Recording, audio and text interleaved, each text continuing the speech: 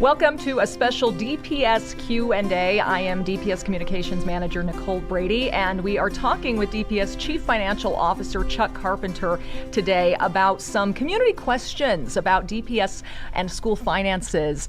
So thank you so much for spending some time with us today, Chuck. No, I love to talk about these things, and I know lots of people have lots of questions and love to talk about them. And it's important to understand what's going on in the budget for DPS. It affects a lot of kids. It does, and it's complicated to sort through all this, so thank you. And recently you sat down with Dr. Marrero for his Marrero Moments podcast. They talked about the district's AAA credit rating and the district's budget, so I encourage everyone to listen to that episode. And on the back end of this, we'll get you some more details on how you can really look into DPS's finances for yourself. But the topics we wanted to get to today really involve the district's debt, and we want to clear up some confusion about that. First off, Chuck, you recently presented to the Board of Education the financial audit of the district, as is required. And for the second straight year, there were no negative findings. Yep, that's right. So just to kind of start with an overview, how important is that? What does that say about the long-term health of DPS's finances? Well, I mean, the annual audit's a super important document, and every year it's required by law to have external folks come in and look at our documents, and that's really what it is we publish a really big document. It's 194 pages this year, and it goes into tremendous detail. Basically, anything you could ask about our finances is in that document. There's a letter from me. It's like 3 pages long. It tries to explain it briefly. And we put those statements out there, and what auditors do is they come in and they basically say, can this be trusted? Is this accurate? Does DPS have good internal controls on their finances? And they came back with a clean audit, and they have that for many years, and it's always, that's what we expect when we go into the audit, but it's always great to have those external folks who are not DPS employees saying, yeah, this is to be trusted. Great. Outside of DPS, and in terms of transparency, this is something that every year it happens, and every year it has to be reviewed by the board. That's right. Is that correct? Yep. And every year we publish this document. External auditors come in every year, and then the board accepts the audit every single year. That audit, though, did show that DPS currently has more long-term debt than it owns in assets. So can you explain what that means? Yeah, and I think this is a strange thing about governmental accounting, but when you look at assets, they're really saying how much cash do you have, and how much of your investments have depreciated over the last 20 years. It's not a market value of all the properties that DPS owns. And so I think when folks look at that and they say, how can that be possible? I mean, that's why, because in governmental accounting, we're not adding up the values of all the properties. They're really just saying how much cash do you have on hand minus your obligations. And so, I think it's a little bit of a misleading number. But technically, when you look at when you owe debt over time, and you're not including the fact that you're going to raise taxes to pay for that over time, it's going to look like you have less assets than you have liabilities. I would encourage anybody to go look at any school district across the country. They're going to see this exact thing, and they're going to be like, wait a minute, you own all these properties. And it's like, yeah, we do. And that's why this is a confusing number, and I understand people not really understanding it. But it's not intuitive. Yeah, and to your point, this is common across school districts, not just here in Colorado, elsewhere across other government agencies. The entire country, and it has to do with not counting the full value of the assets that we own. Very important that those full asset values are not considered. So we want to talk about why DPS has debt. Obviously, it's to finance major projects. Colorado's Constitution calls for all debt to be approved by voters. Of course, that's what we see with bonds, like the 2024 bond, of course, which was overwhelmingly approved by voters. It was a massive bond that is going toward hundreds of projects in the district right now. Of course, if people aren't aware, bonds have to be spent on capital only. So we're talking construction and improvements, furniture, anything that you really think of when it comes to the brick and mortar of schools. That's right. But districts have other needs, and you have a financing mechanism known as certificates of participation, or COPs, that we know the district uses. Can you talk a little bit about why we're using that? This is, again, another common financing mechanism. It is not debt. It is a way of taking a financing to put towards things that are not typically capital, although sometimes it is. It's a completely legal thing to do. DPS has used it to merge with PARA. We needed to fully fund our pension in order to merge with PARA. The courts have reviewed this. Back in the 1980s, the Supreme Court of Colorado found that this was legal. You see this happening all over Colorado. It's a perfectly legal funding mechanism, and it's something that all Colorado school districts at least consider. And the reason it's not debt is because the board has to approve the payments every single year, and so it's not technically a 25-year obligation like a bond. It's similar, but it's very much different. So getting back to debt that DPS is holding, obviously the district hasn't spent all of the bond money, especially the large proportion of it, the money that was approved in 2024. This has been allocated to, as I mentioned, hundreds of projects. It will take a while to spend that money. But in the meantime, we are paying interest on that money. Is that correct? That's right. Yeah, after 2024 passed, which was excellent, 75% of Denver voters approved that bond, we didn't go issue all of the debt. We went and issued 3/4 of it because we know that as soon as you take that out, you're paying interest on it.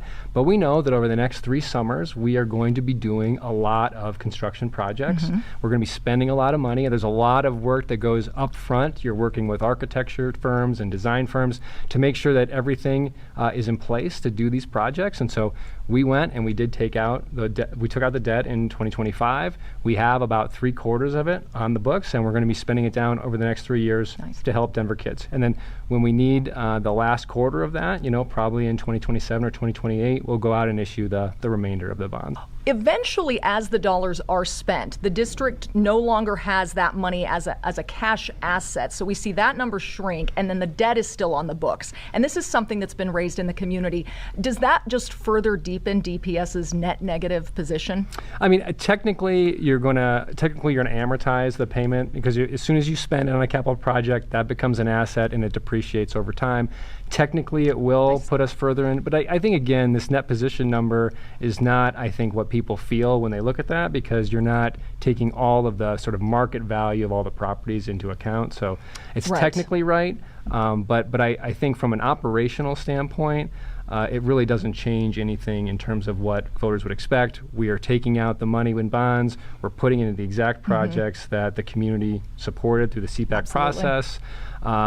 And it's going to change that net position. It's not going to change the overall debt. We're going to pay that back in a 25-year period, just like it was promised.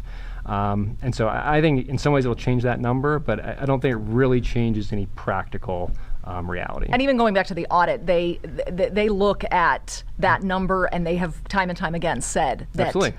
Clean audit. That it was a clean audit, exactly. Yeah. Just that this is hard to understand sometimes, and the community can be understandably concerned about any money they don't feel is going directly to students. As you just pointed out, the bond projects, you can still go look up what those bond projects are and how they're helping students. Can you talk, though, about how your team is making sure that you manage our finances so that students come first? Well, I mean, I think particularly looking at the bond, there's a bond oversight committee that has citizen members, and that committee literally meets monthly, and they come down and they take a look, and we report out on all the projects, how they're going, if we're over budget on some, if we're under budget on others, and every single school is benefiting from this bond. Every single student in DPS is benefiting from it, and there's a tremendous effort on our part to be on the front foot to say, here's what's going on. And when things aren't working, there are some projects that have gone over budget. We're pretty open about that. I mean, we plan for these things since sometimes 4 or 5 years in advance.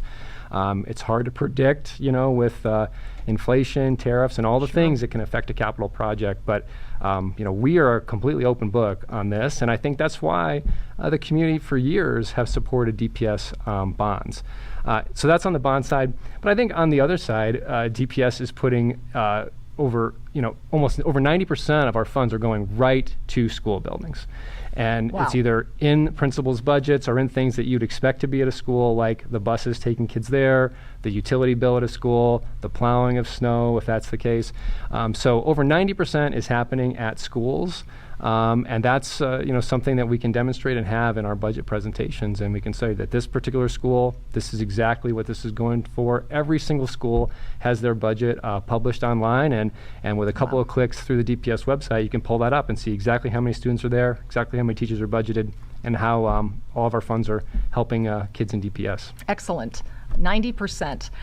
You have been outspoken recently about how there are big challenges coming down the line. I mean, we are seeing declining enrollment. everywhere in this world, for declining numbers of people, fewer people having kids. It's leading to that declining enrollment in schools. Reduced federal and state funding is a big concern. What step is your team taking to make sure that DPS is protected from these downturns potentially? Well, I mean, DPS has been 94,000 students at its peak around school year 1920, and we're in the high 80,000 kids now. But I think it's important to know that, as few as 15 years ago, DPS had in the low 70,000 kids. So Denver Public Schools can be a school district of that size and be really effective for kids and families. And so that's not to take away the challenge of getting from where we are today. And whenever you're shrinking, that is a financial challenge. But I think, if we're out in the community, we're talking about these needs, and I think we just have to make sure that we're doing everything we can to put money into the classroom. That being said, declining enrollment is a challenge. And you're going to have conversations with communities about that. What does that look like? And schools that had, just for example, 3 kindergartens, that's about a 450 kid school. If you have 3 kindergartners and 3 first and 3 second grades, if you go down to 2, that school becomes around 300 kids. If you get below 2, that's really hard to run a school at that point. Teachers don't have people to plan with. Sometimes you get weird number of kids in each class. Sure. And so it's really a challenge when you get below 300 kids at a school. And these are conversations that we need to be having with the community. And then I think when you look at the federal funding, since the 70s, the federal government has always been supporting K-12. Those funds, Title I, which is for poverty, Title II, which is for teacher training, Title III, which is for language learners, those have always been funds we could count on. It's really disappointing that this is something that we have to be concerned about. But we have to respond to those challenges and be very open about it. And, we'll be, sharing exactly what we think is going to happen. And hopefully that those things don't happen. But if they do, we're going to have to adjust. And that will be hard.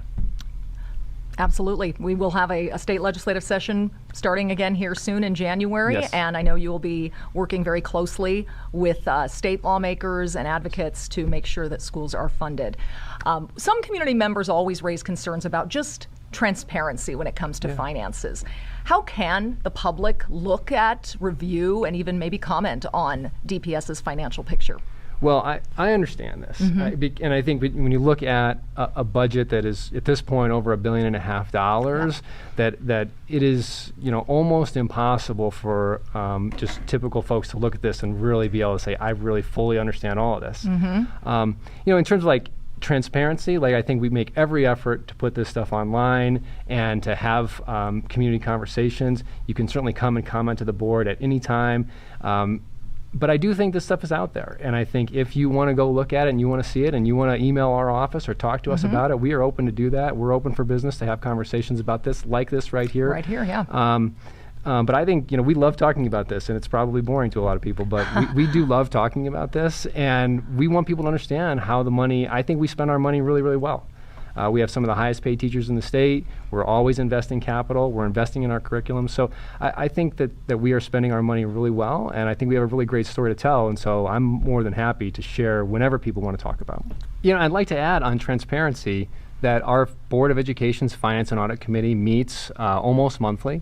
And those are live streamed, and anybody can tune in and watch those. And our board also votes on our budget twice a year. They vote on our audit every year, and we have regular updates. And these things are all available online. And I know I'm now encouraging people to go watch live stream videos of public board meetings, and that may not be the most exciting thing ever. But I do think that there's a lot of content out there, and this stuff is accessible for folks who want to understand better.